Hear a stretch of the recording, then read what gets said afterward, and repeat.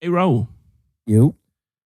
you ever wonder if Michael Vick didn't kill all those dogs? Would Sarah McLachlan have ever had a comeback? What the fuck? No, I've never wondered that. Oh, is it just me? Marcel, what do you think?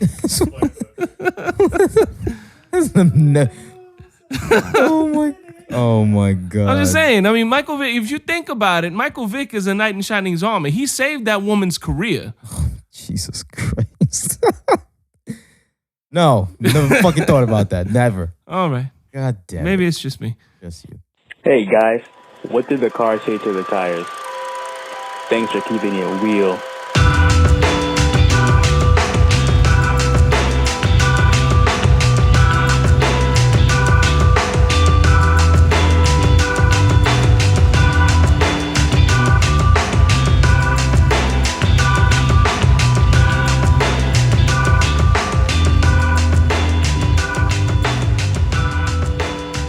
And welcome to another episode of Pops On 22. Yeah, nobody cares about 22. Yeah, nobody is. It's 25 and your insurance rate drops.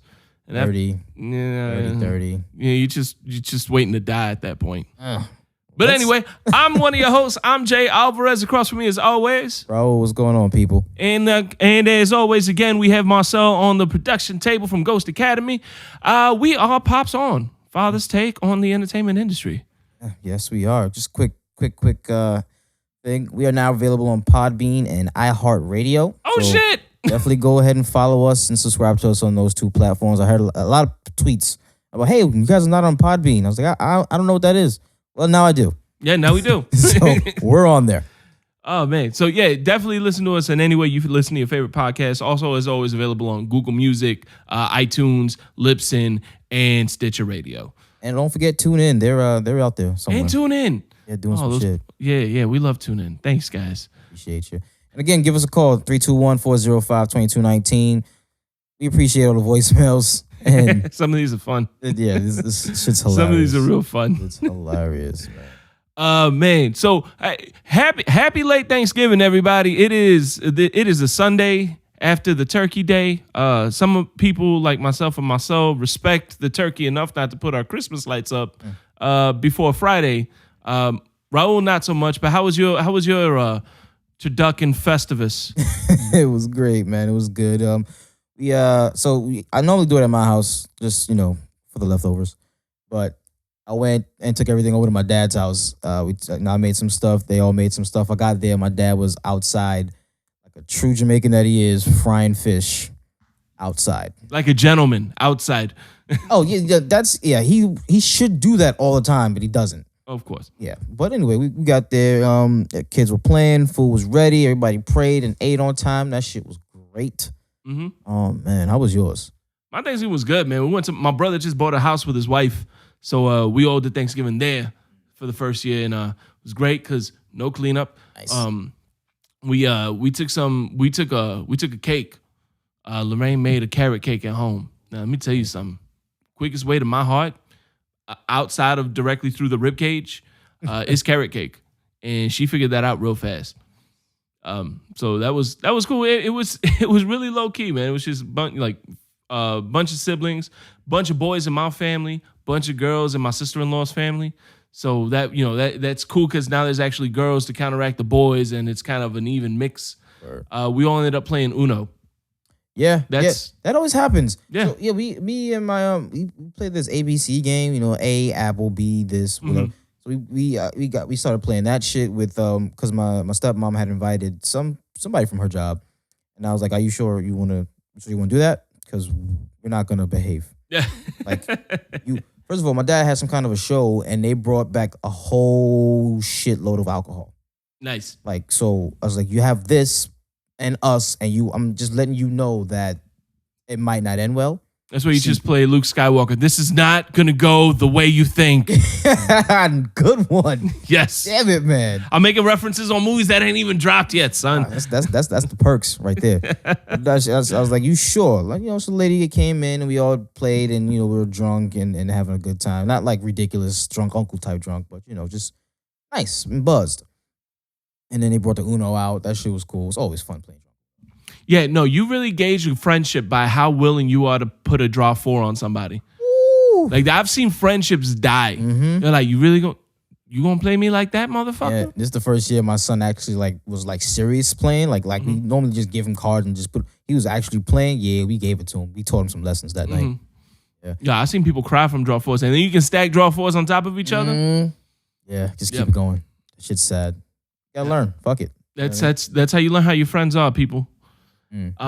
But with all that, we hope everybody had a good Thanksgiving. If you got any fun stories that came out, please drop us a line. Let us know. We'll talk about it. Maybe it'll turn into a topic. We'll have some fun with it for sure, though. Word. Now let's go ahead and get into the numbers for the week. Holiday weekend, so numbers are a little depending on how you look at the numbers. Is going to depend how much money these movies made. But Coco coming out on top of the box office. Yeah, man. Coco made $49 million over the weekend, $71 million over the holiday weekend, which started Wednesday. That's a huge opening for Pixar. Yeah, man. Yeah. I'm not surprised that they opened it, of course. And of course, if they went and released it around the holiday time, who's not going to the movies except for me? That's right.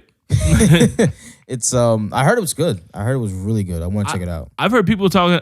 The only posts that I've seen so far, because I'm trying to avoid spoilers, are people who put Coco ... I'm not crying, you're crying. Yeah. So I'm ready to take a box of Kleenex into this movie. I normally don't like shit like that. I'm willing to give this one a shot because Pixar. Listen, Toy Story 3. I cried. If you don't cry at the end of Toy Story 3, you're a monster. I cried. I'm not gonna lie. Every time I watched, because I wasn't gonna movie theater when that shit came out, I cried. Yeah, that shit was sad. Yeah, you got Wally. You got Pixar knows how to tug at your heartstrings. Up the first 5 minutes. I'm ugly crying after 5 minutes into the movie. Yeah, so Pixar knows how to do that really well. So Coco coming out, and then it being my people or our people from south of the border. Yeah. That touches home a little bit too. So I'm definitely excited to see it when I get a chance to. Justice League didn't have a bad second week, all things considered. Opened up to $97 million last weekend. Over the official weekend, took a $40 million take, which was about a 64% drop, I believe. And then, but over the holiday weekend, made $69 million. Yeah, so that's not bad. It made $10 million just on Tuesday last week. It's not bad at all. So there is some word of mouth getting out about it. It seems like. I hope so. Let me tell you something. As much as we shit on this damn movie, it's really not that bad. It's not Suicide Squad bad. It's not Batman versus Superman bad. It's on the level of Wonder Woman. I would say. Right. For them. It's on that level. It's on the level of an Iron Man 2. What really hurts DC with this movie, or Warner Brothers rather, with this movie is the fact that Wonder Woman's the exception. Wonder Woman was a good movie, and it's the exception. Now, if they had made nothing but good movies, and this was the worst movie that came out, it's still a pretty damn good movie. That's like saying the Thor movies are the worst movies in the Marvel universe. Right. They're still pretty good movies. It's just not up to the caliber where you'd want it to be. And the fact that Wonder Woman came out says that they know how to make a good movie. Apparently there was a lot of, little stories are starting to come up a little bit that there was a lot of studio executive input onto this, more than just a 2-hour cut time. But a lot of that they think has, people are speculating, has to do with the fact that Joss Whedon and Zack Snyder have two totally different voices. So a lot of people think it was just mitigating, like, hey, that's a little too much. You do this just to kind of not make it so obvious this was a reshoot. Yeah. Yeah, because I really can't. There's certain parts, of course, like little comedic quips. You can tell that's fucking Whedon. That's Whedon for sure. The first after credit scene, that was Whedon. 100%. That was Whedon. When Batman got little joke after everybody got, he's like, oh man, maybe I'll take it back. I wish I was dead. Yeah, that's Whedon. But all in all, to be honest, it's a solid movie. Yeah, it's a solid movie. I actually want to see this shit again. I want to see that again more than I want to see Thor 3 again. Be honest with you. I want to see both. I want to see both. But that's the thing, though. I want to see both equally. Like, I don't want to see Thor more than I want to see Justice League. I want to see both again. It's people gotta give it a chance, and it's not gonna do the Avatar effect where it only made this much and then it just gets better. Yeah, no, this isn't Avatar. It's not Avatar. Yeah, but if the word of mouth keeps going and people actually sorry, people actually head out to see it, it'll do some work. It will, and that's not that's not to discount the problems with the movie. There are some problems. Yeah. I openly acknowledge that there were a lot of problems with this movie.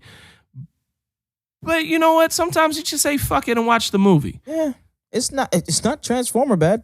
No, by no means. No. Yeah. This is not a bad movie. Yeah, By no stretch of the imagination. Is it great? No, it's not great, but it's pretty fucking good. oh man. Like I'm probably gonna buy it when it comes out. To be honest. I'm not buying. I haven't bought a movie in forever. Well, one thing I'm not gonna buy it for 100%. I'm not buying it for the director's cut. Why is that? Well, there's been apparently there's a petition coming out. Got a couple 100,000 signatures already, from what I'm seeing. People asking for the Zack Snyder director's cut of Justice League. People are saying that they seen what Josh Whedon did to it. They want to see the cut that Zack Snyder did. What do you think about it, man? Yeah, there is none. Yep. It's nothing. It's not the final director, so he doesn't get any kind of director's cut. If anything, it'll be, like you said, a Joss Whedon cut. Yep. Zack Snyder was off the project for his personal reasons. Nothing with the studio at all. He had to do. He had to work out stuff with his family. So therefore, he didn't finish the movie. He doesn't have director's cut. He doesn't have final cut. He wasn't there. Right. There's no people. There's no Zack Snyder cut. It's not going to be on DVD. Stop signing the petition. It's not there. Yeah, that's one thing a lot of people forget about. Like they say, "Oh, I want to see Zack Snyder's director's cut." Zack Snyder was never in the editing room. All right, Zack Snyder finished principal photography, and when reshoots and rewrites were starting to get worked out, he had to leave. Like he had to go ahead and attend to his own thing. So the whole idea of, oh, we should get a Zack Snyder director's cut, he never cut the movie. For that to happen, he would have to go take all his raw footage from before Joss Whedon came in, cut the movie himself with the editing stuff. That's money. That is a lot of money. Unless he really wants to do that. Yeah, the studio would have to invest that money in him, and because the studio owns the rights to the proofs. So he can't just say, oh, I'm going to spend this much money and make my own director's cut. No. He needs to get the proofs to that, so he needs studio approval. And they're not going to fund him for that. Now, I don't mind them asking for an extended cut because we all know there's more. Oh, yeah. Joss Whedon cut almost an hour off the movie, or off of his cut. So I wouldn't be, I want to see a director's cut. I wouldn't mind seeing a Joss Whedon director's cut and see what they took out. See if that extra Green Lantern after scene credit comes in, because that was a rumor. Yeah. So I would be excited. I would be interested to see that.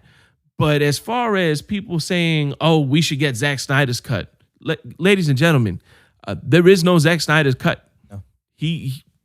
That's what happens when you don't finish the movie. Yeah, and again, no fault of his personal. No, not at all. But I definitely, because you can tell there's some stuff cut. There's and even digging around, you can see that the part when Aquaman went to go get the suit, they actually cut him going to get the suit. Yeah. With when Steppenwolf stole the last mother box. Yeah. That was like a throwaway scene. Like, yeah, it was. You just see the boom tube come. Oh, he must have got they literally said, oh, he must have got the box. Yeah. I was like, that's fucking lazy. Like, I want to see what's happening. I want to give me more. That's because with the Batman versus Superman director's cut, extended edition, a lot of the scenes were rearranged and extended, and it made more sense. It made the movie bearable. Yeah. But the damage was already done after that. Yeah, you can't untake With this that. one, this was still a good movie. Give me that. I'll sit the extra hour and watch it. I want to see some extra stuff. I want to see what was taken out, if it made any sense, if it made the movie better, if it made the movie worse. The Justice League left me wanting more, and that's always a good thing. Yeah, it is. 'Cause I'm gonna go see the next thing, and a lot of that had to do with Joss Whedon. It's a Zack Snyder movie for sure, but Joss Whedon is the one who gave us the movie. Right. Like, he's the one who made the cut. He's the one who sat in the editing room, put things together with the editors, and that's what we got out of that. And that's not to discount Snyder, because Zack Snyder, he's done a lot. He's had a long storied career from, he gave us Man of Steel, he gave us Batman versus Superman. And people are always kind of on the fence about either one of those movies. But he also gave us 300. You know what I mean? He also gave us, Zack Snyder, one of the things I'll say about him is that he's got a voice. When you're watching a Zack Snyder movie. Absolutely. and that that takes us on to our discussion today. You find directors that have that voice, directors that have that signature, and eventually you start falling in love with their movies. It's kind of like production in hip hop. You find a producer that you like. I can spot a Timbaland beat from a million miles away. Yeah. Actually, Marcel put me on to. I never know because Pharrell's one of my favorite producers. Right. And we were listening to some of his beats, and we all realized that he what did you call it? How he like starts like 4 counts it before he actually lets the beat ride. That's how because he doesn't have like a Pharrell on the beat type signature. Yeah. But you know it's him when you hear that dun dun dun, like it's in all of his shit. It starts off with the 4 count. I didn't even notice that until you put me on. So now every time I listen to his music, I see it every song. That's when you get that in a movie, that really sets a tone, and it really like a lot of people love movies, and when you look at them, like I didn't realize it until I really started looking into movies that most of my favorite movies had the same director. Do you have a favorite director? I got a couple. Of course, like hip hop, we all got the Jay-Z, Nas, Biggie, Tupac, top 4, top 5. That's the safe route. So of course, with the safe route with directors, Spielberg and one of my favorite directors is Scorsese. Yeah. Scorsese, he does it for me. I discovered that I liked him when I watched The Departed for the first time. I was like, who the fuck did this? Yeah. The Departed was dope. My daughter watched it for the first time the other day too. She was like, I don't want to spoil it. It's from 2006, but come on. If you didn't watch The Departed by now, you're not going to. Yeah. She's like, everybody dies. This makes no sense. I was like, dude, I know, I get it. I was pissed off the first time I watched it, but the journey was so amazing. So that did it for me. Then I went back and watched Casino and Goodfellas and Shutter Island. Scorsese, in my book, does no wrong. Yeah. I can't wait to see The Irishman that's supposed to be coming out with him. Oh, that's De Niro. the Netflix one. Yep, him, De Niro, Pesci, and Scarface. What's his name? Pacino. Al Pacino. I like his style of directing. He tells it from you're supposed to be rooting against the bad guy. You end up rooting for the bad guy in a lot of his movies and not realizing it. Yeah. Oh shit. And that's why I'm a little excited about him doing the Joker thing. That's the only thing. That's the only reason why I'm excited about him doing Joker, even though he's producing. Yeah. But even Wolf of Wall Street, that was a dope movie. Yeah, it's a movie about the bad guy. Yeah. The whole thing. So I dig it. I like him as a director. The reason why I even brought this topic to you because I was watching on Netflix. They released a show called She's Gotta Have It. That's directed by Spike Lee. And I was like, yeah, he might be one of my favorite directors. Nope, that's just the Brooklyn in me, just supporting anybody from Brooklyn. That was that because I went back and looked. I like Crooklyn. I like Do the Right Thing. He did Old Boy. Did you watch that with Josh Brolin? No, I didn't. Old Boy is good. I had no idea it was Spike Lee. I didn't know it was him. That's what made me. I was like, I like that movie. It shows you that he can do different shit. Right. Old Boy is different for him. Okay. But other than that, Scorsese does it for me. Spielberg is always my favorite. Which one is your favorite? Man, I really like Scorsese when you brought it up. The first time I really noticed Scorsese was Gangs of New York. Gangs of New York, yeah, that too. And Daniel Day-Lewis did an amazing job as the bad guy. But he was a bad guy that I really liked. Like at the end of the movie, I was like, man, I really liked it. I felt bad that he died. I was like, why? Damn, I really wanted to see him pull through. And that's the power of his direction. He really catches that stroke. He makes you really sympathize. Like you acknowledge that he's still the bad guy, but you understand his motivation, or you understand that there's a human side. Like Daniel Day-Lewis, like in Gangs of New York, I don't really know his motivation. But he was still a bad guy with honor, you know what I mean? Like he still honored the people, like the one guy that he killed, DiCaprio's father. Yeah. He's like he held him in very high regard, and it was one of those villains that you like. Like it was like, damn, I like this guy. My favorite director is somebody that he definitely gets into the nitty gritty.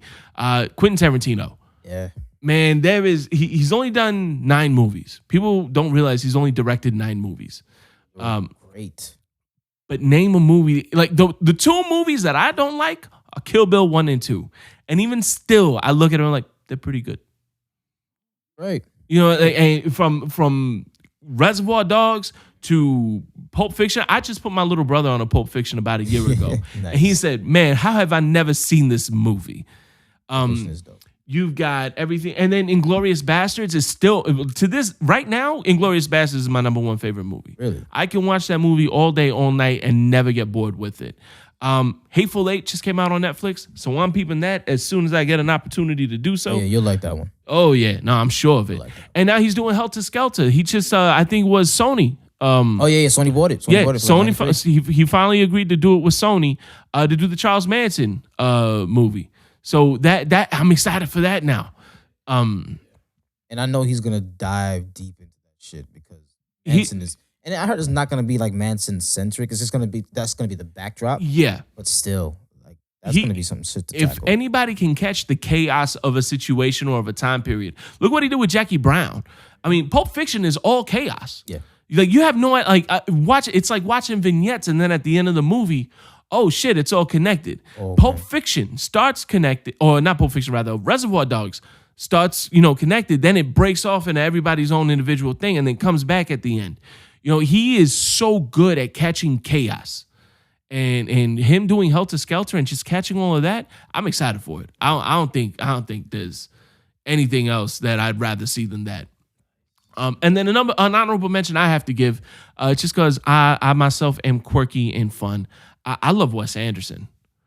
He did the Royal Tenenbaums. He did Moonlight Kingdom, Grand Budapest Hotel. I like that one. Yeah, he's got the Isle of Dogs coming out soon, which is an animated. And he's done animated before. He's done the Fantastic Mr. Fox.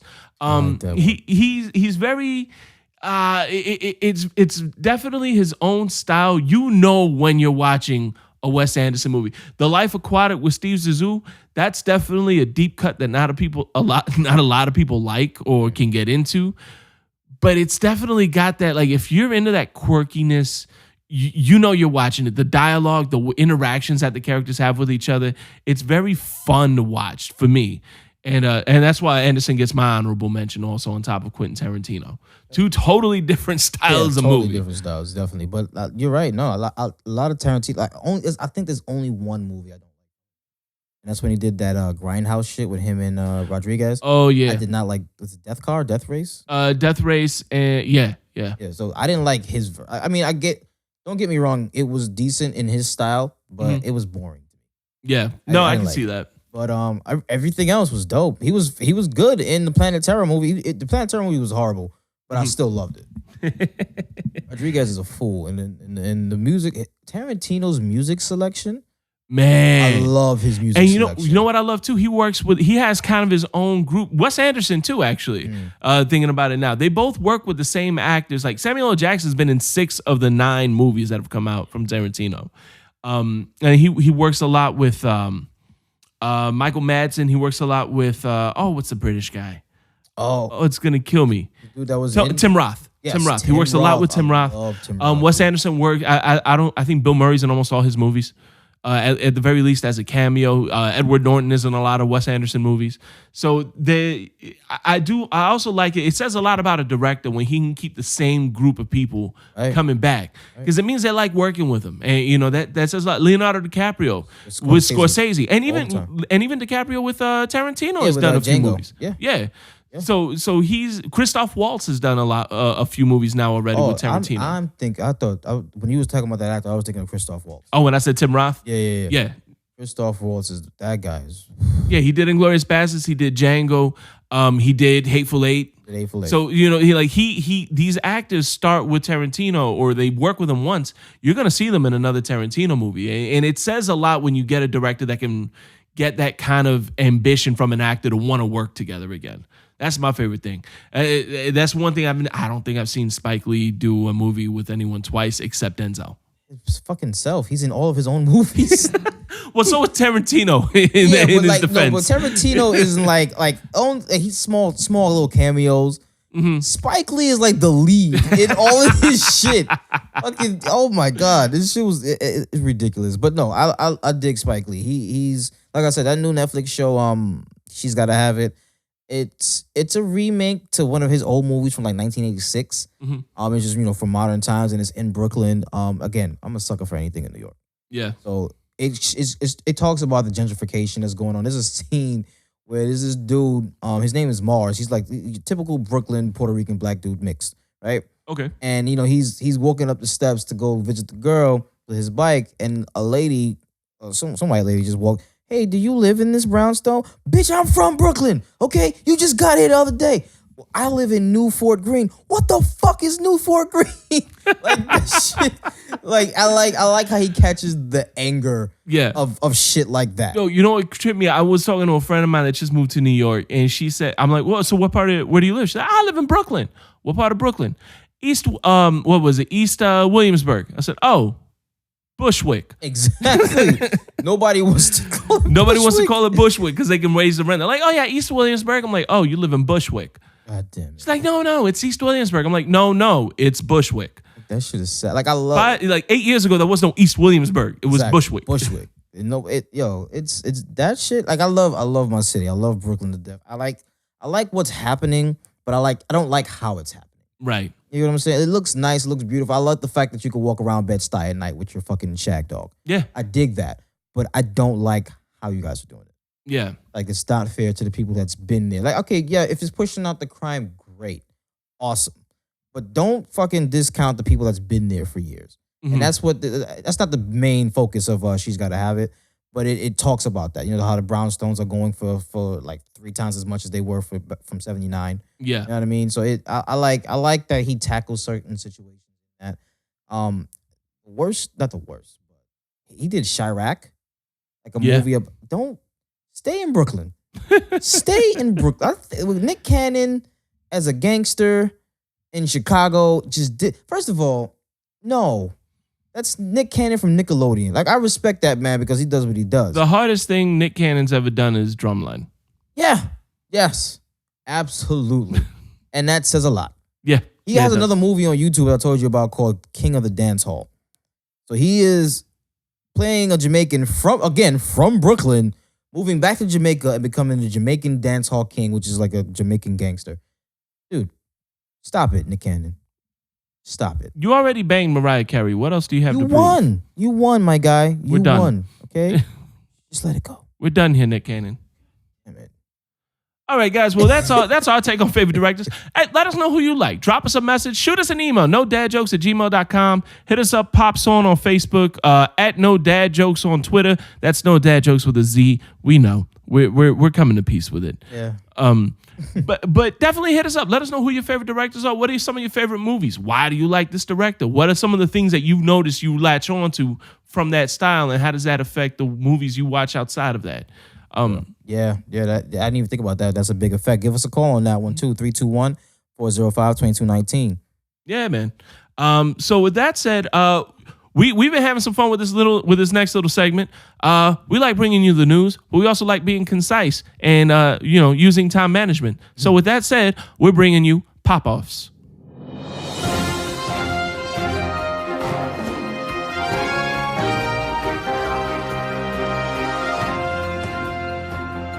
I'm Raul. And I'm Jay Alvarez. And these are pop-offs. Actor Billy D. Williams confirmed in a press conference that he will not be reprising his role as Lando Calrissian in Star Wars The Last Jedi. Mr. Williams then convinced the news crew to sit down and enjoy a smooth Coke 45. Jude Law is in talks to play Marvel in Marvel Studios' Captain Marvel. In unrelated news, Marcel's phone still autocorrects his own name to Marvel. Apple, if you could address this, it would be considered a modern Marvel.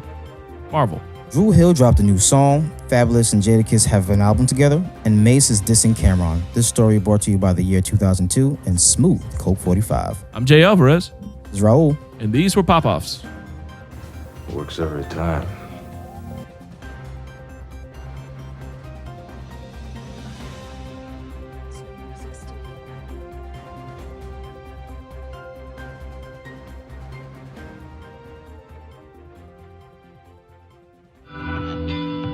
What's going on, Pop Song Nation? This is your boy Raul of Pop Song, and guess what? Your favorite dad's got a new number. New phone. Who this? Yeah, man. You guys can reach us at 321. Why is it ringing already? This call will be recorded What and the monitored. hell? I have a collect call from Hey, I got a dad joke for you guys. What? What does a snowman eat for breakfast? an inmate Oh, at Lord. a San Bernardino County Bro, who do we know in detention San Bernardino jail? Oh, how did he get this number? Anyway, 321-405-2219. What the fuck is going on now? Hello? Okay, yeah, listen, I'm ready to come pick up my 2 pies. I Pies? want everything on it. Whoa. No onions like last time. I No, ain't got wait a time for minute. that Stop. shit. Who do you think you're calling right now, dude? I'm looking for Sal's Pizza. This is not Sal's, dude. This is Pop's on. Pops on? Yeah. In Florida? Yes. You gotta be kidding me. Yes. I love you guys. Oh, okay. This is incredible.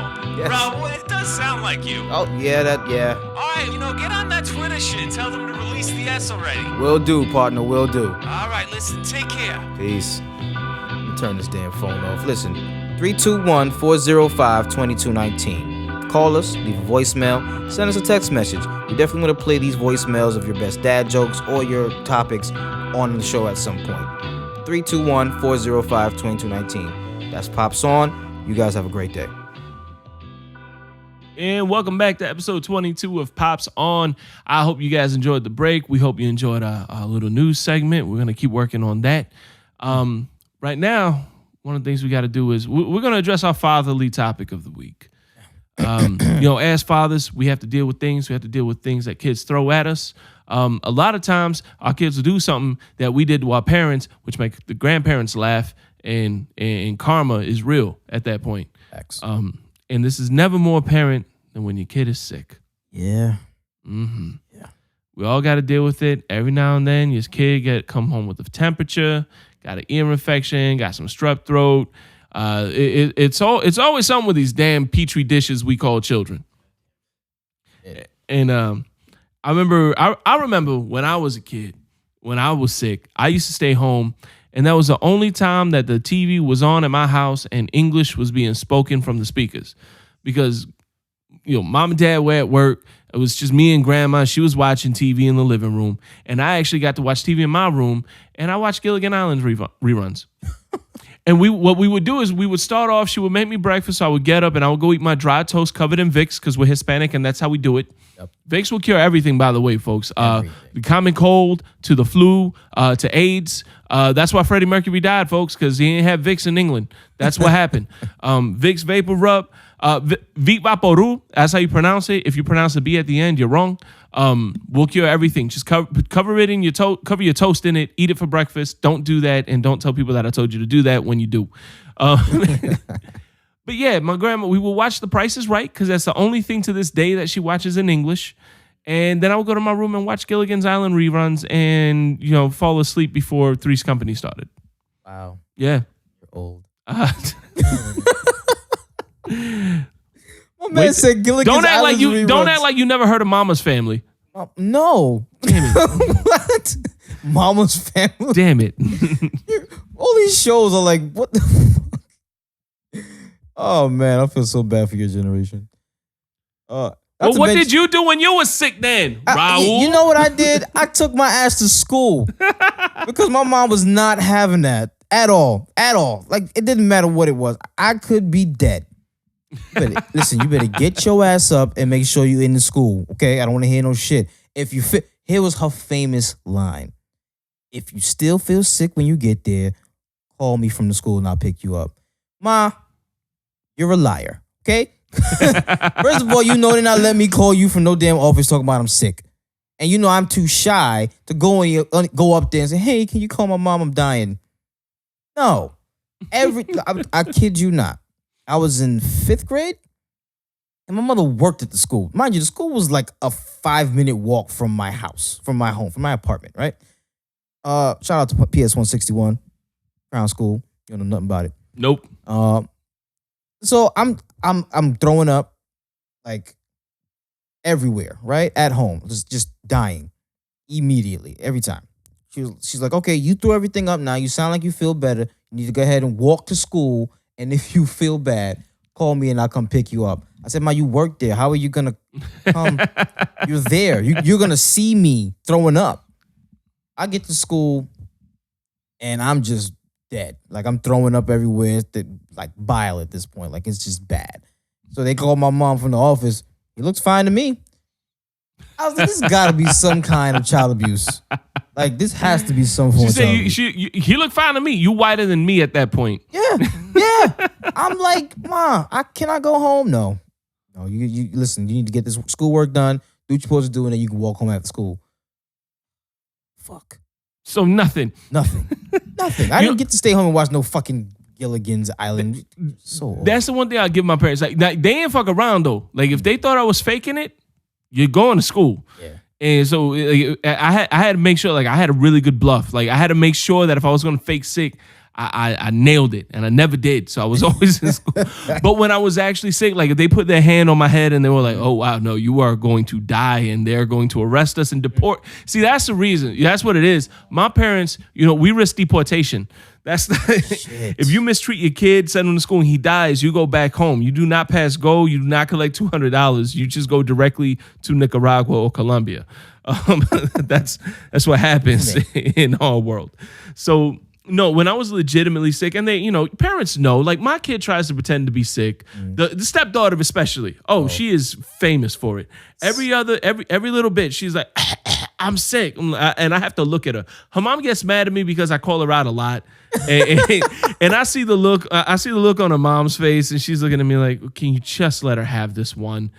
No, damn it, because that's how you let the communists win. You can't. She's like, she'll look at me, I'm sick. I'm like, you really? Because you were just doing ballet pirouettes in the living room. You don't seem sick. And then she gives me a little dirty look, and I have to look at her like, watch your face. Watch your face. Because you already know I called you out. And she'll give me like this little like mean mug. And then her mom's just going to be like, really? Yeah, like, why are you arguing? I'm like, I'm not arguing with her. I'm right, and she's not sick. Yeah. That's it. That's it. Get your ass to school, get your ass at the table, get your ass in the shower. That's it. My son, when he starts being sick, you always know he's faking because when you call him out, he does like hand on the chest, like he's clutching his pearls. Like, I would never. I already know you full of shit because you're doing that, and I know you're doing that because you got it from me. So get your ass get your ass on the school bus. You ain't fooling nobody. Nice. Oh man, and I remember. So that my experience is translated to how I deal with mine now. So I take random days off of work, and I try not to tell my wife because I don't want to do nothing. Like these are my days. Oh yeah, if I'm sick at home, that means I get. Oh, so you can do the laundry today. Laundry, and I need you to go here and pick this up. My mother says she wants to. No, this is my time. My time. So the day before, like literally 11:30 at night, babe, I'm off tomorrow. Why you didn't tell me this whole time? Well, now you can't think of shit to do for me to do tomorrow in 30 minutes. You're going to sleep. Go to sleep. My daughter perfectly fine the day before, right? Nice, chilling. The oldest one, she's good. She's good. I get a call from my wife now. TT's not feeling well at school. Can you go pick her up? What the fuck you was gonna do if I was still at work? No, I'm not picking her up. She was fine. She threw up. She's good. She even, hey, are you good now? She said, yeah, I feel better. Well, there you go. Go back to class. I already spoke to her. Oh, you're playing favoritism. To who? I don't want none of the three of them home. Nobody. None of them. I'm going to stay here in my house. I'm going to plug everything in. Yes. And I'm going to run around the house naked with all the appliances plugged in the wall. Everything. The fuck? I was so mad because she got mad and gave me an attitude like, oh, you just did this because. No, sweetheart, I don't want to pick up anybody. First of all, her school is not around the corner. It's a good 25 minutes drive. That's gas I'm wasting passing the job that I would have been at. Yeah. So now I'm wasting gas now to come back. No, for what? Then you want me to take her to the doctor. Doctor going to say, oh, it's just this. She'll be fine. Go home. No, she's fine. Hey, just sit your ass down in class, okay? You just knew that I was home, and that's what you want to come wreck my day. No, let me goddamn watch my Pokemon in peace. Shit. So in in live news, I have to point this out just because of the family food incident we had last week. Yeah. Miss Columbia just made it to the top 3 of the Miss Universe pageant, and everyone's crossing their fingers that Steve Harvey don't fuck this one up this year. It comes full circle. That's a live news update, folks. That's what's going on right now. Miss Columbia, Lord. But yeah, so what do you like? What do you do? What do you do when the spouse is sick? Because that's the other one. Like, I've got the girlfriend at home now. She's sicky poo. I ran out here so we could record this real quick. That's why if this episode seems rushed, folks, it's because my baby girl's at home and I want to go take care of her. Sweet. Yeah. Thanks. But that's it. Like, yeah. She's the only one I want to take care of. No, true. So when my wife is sick, I actually do take care of her. You Vicks for you. For us, it's tea. Tea cures everything. She hates tea. And I'm like, babe, just take this tea. You're going to feel better. I don't know what you got, but you're going to feel better. But when she's sick, take care of her. Hands down. Do whatever she needs. Make sure she's good. Make sure the Vicks is on her feet with the goddamn socks. On her nose, under the eyes. She's good. She's well taken care of when she's sick. Yeah. I'm sick. I just got to suck it up. I'm a whole diabetic. like, I just can't suck it up sometimes. Like, I need you to give me this insulin. You got it. You can do it yourself. What the fuck? I'm shaking. I'm literally like I can't do this. It's gonna end bad. Can you please stick it in my side at least? No, you got it. You're fine. Just like that. And that's what happens sometimes because I hate to play this off because I hate gender roles, but you the man. Mm-hmm. Stop acting like a little punk. Man, I remember I was on my deathbed. Like straight up on my deathbed. I had just got out the army. I was with my ex. And I had like 103-degree fever. My hair hurt. I don't even have hair anymore, but I remember that my hair hurt. All right. It was bad. I was done. It was like day 3 of the flu, which is the worst day. Mm-hmm. And we had furniture delivered. So they were mad because because I'm the man of the house and I'm not up helping move furniture. And when they came in and said, hey, you going to help us? I said, I'm sorry. I thought that's what I was paying you to do. Yeah. But then what it was, they dropped it off and then her dad started helping like arrange the furniture. So her dad came up and was like, you got your wife here helping me instead of you. I said, fuck you. This is my house. I'm sick. I ain't leaving this bed. They're like, well, you need to get out of the bed because you got a new bed we need to put in. I'm going to die in this bed. And then it ain't a problem. Exactly. And then the coroner will come in here and move it for you. Because that's what's about to happen. Damn, they just don't care when we sick. Nope. At all. Even a little bit. My son takes care of me. That's my guy. Yeah. Yeah, that's what it is. When I'm sick, my son, yeah, and her too, the daughter, the girl, Mommy, are you feeling better? Are you feeling okay? Can I do anything? Mm-hmm. Yeah, go do this. And she won't, but she'll at least ask. Yeah. She'll feign interest at the very least. My son's the same way. Bobby, can I do anything for you? Yeah, you can. Where are you going? Where are you going? I was supposed to ask, Pop. Yeah. Look, I just wanted to ask if I could. You said yes, so that's my answer. I'm leaving. I didn't say I will, motherfucker. I'm going to go play PlayStation now because 2K is real. Yeah. And I got to go sun my cousin online real quick. Goddamn right. Yeah, man, these kids, man. Now, my daughters and my son, they would take care of me. My wife, it's like pulling teeth. Yep. Just make me some tea. Oh, every time I make you tea, you don't drink it. Yeah, it's hot. I gotta let it cool down a little bit. It's boiling. Like it's bad. Yeah, I'm sorry, babe. I'm sorry. I had to out you on that. So, fellas, tell us what happens when you're sick. When you, the master of your domain, the master of all you survey. When you're feeling, I said earlier, when you're feeling a little sicky poo. You got a little rumble in your tum-tum. You got a little headache. You got some sniffles. What happens? Who takes care of you? And then what do you do when the kids are sick? Do you send them to school? Do you let them stay home? Do you let them play hooky? When you know they're playing sick, do you let them play hooky and just have a hooky day with the kids? Oh, no. Hell no. Ain't nobody have a hooky. No, ain't nobody. If I'm staying home, ain't no one else staying home. Take your ass to school. But what do y'all do? Let us know. Drop a comment on the Facebook page. Hit us up on Instagram. You can always find us on Twitter at No Dad Jokes with a Z. Raul, what's the number they can call, man? 321-405-2219. Give us a call. Leave us a voicemail. We're not picking up. Yeah, okay? Yeah. Don't. This isn't everyone else you're calling. The point is to leave a voicemail here. Yeah. You're not gonna talk to us live. At least not yet. Not yet. Yeah. We'll if we start recording live, we'll put that out then. But yeah, for right now, you plan on leaving a message. We're not calling you back. Thank you. Yeah. Let's go ahead and set that expectation right now. Right there.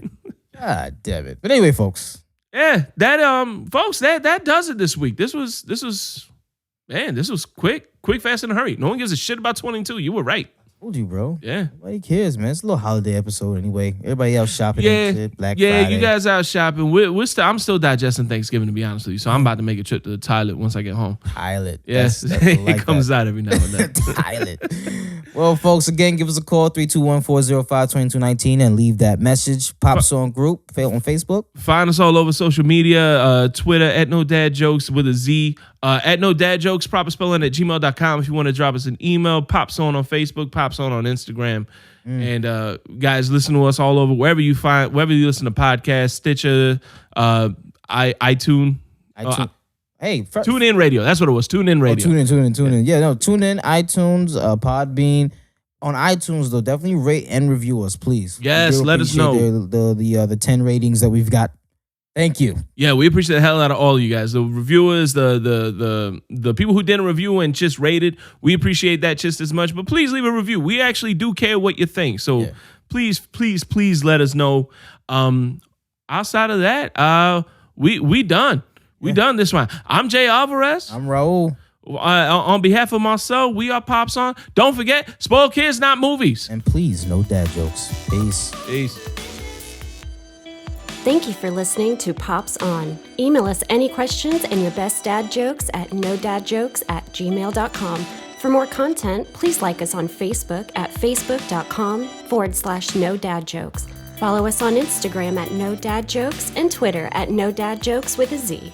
Yeah, we tried to get no dad jokes within us, but apparently some thing that got out of hand wanted to take it and then not post anything for 2 years on Twitter because, hey, look at me, I'll get this now and maybe at some point I'll actually figure out how to use Twitter because it's not like I don't have anything else to do with my goddamn life. I'm just gonna these guys instead. Whoa. Hey, family show, man. Whoa, family. I bet you his mother's a fucking hoe.